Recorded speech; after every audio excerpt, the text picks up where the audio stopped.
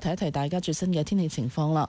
本港今日呢係大致多雲，日間部分時間有陽光，市區最高氣溫大約係25度，新界呢係會再高1-2度。現時氣溫係19度，相對濕度84%。交通消息直擊報道。早晨啊，有Jessica先同大家講講隧道情況啦。現時各區隧道出入口呢都係大致暢順噶。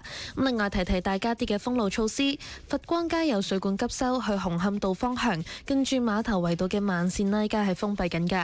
而另外灣仔堅尼地道有道路工程，去皇后大道東方向介乎堅尼地街休憩處至到聖雅各福群會真光護老之間嘅部分行車線呢係封閉緊。而同時呢，油塘茶果嶺道有渠務工程，去觀塘方向跟住油塘道嘅一段慢線都係封閉緊㗎，咁大家經過上述路段嘅時候，記得要小心留意啦。我哋下一次交通消息再見。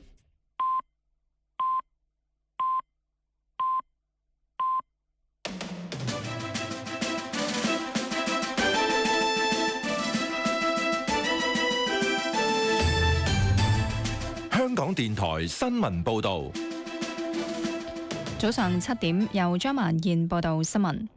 全國港澳研究會喺北京舉行專題研討會，中央港澳辦、國務院港澳辦主任夏寶龍致辭時提出行政主導嘅政治法律基礎同重要性，